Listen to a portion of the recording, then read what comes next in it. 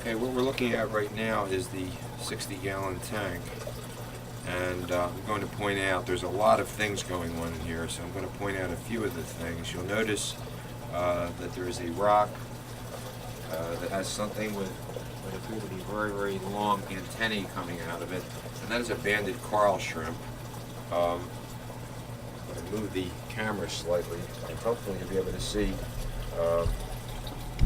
if I can get this just right, but the banded coral shrimp also has, let's see if you can see this, you'll be able to see it.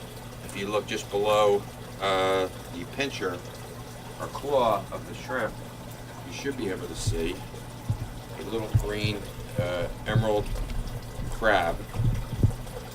And I don't think there's going to be an encounter, but you never know. So you can see that pretty well right now. Also, and I don't think this is going to show up really in the video, it seems to be much too light, but there is an extraordinarily beautiful and rare bubble coral. It's right where I'm pointing right here. We're not really getting the resolution of it, but that's also in here. Let me see if I can show you, point out a few other things. Okay. Again, right over here. I'm pointing right at it here. What seems to be, almost looks like a kind of a flower, is actually a polychaete worm, tube worm. And if I were to stick my hand in there, that worm would actually withdraw right back into the tube, and you wouldn't see that structure at all. Right alongside of it is another, what appears to be a rock over here, but this also has a polychaete worm in it that's actually bigger and much more beautiful than the one that's over here, but I can't show that to you. One of the most interesting things in the tank is right here.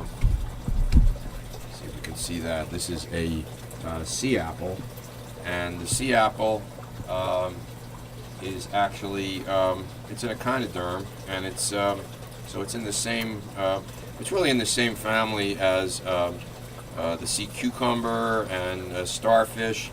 They're all in that same family. What you're seeing there with the sea apple, you'll notice it's very highly colored, and again, really, my camera is not doing this justice, because the body itself is sort of purple, and there's areas that are blue, and then you'll notice right over here are some red structures. They're actually feeding tentacles, and those tentacles will come out. This is the buccal cavity, the oral cavity, where this animal feeds, and it's a filter feeder, so I put phytoplankton in here, and then what it will do is it will actually take these structures here and capture, there's mucus on these, and it captures the phytoplankton in the water and then sticks them into its buccal cavity, pulling them out one at a time and cleaning them off.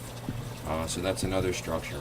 I'm going to stop this video right now, and we're going to start another one where we're going to feed and see if we can, because I've got to go get the food right now, but we'll see if we can coax some of the other animals that right now are sort of in hiding, and sometimes they come out once we feed.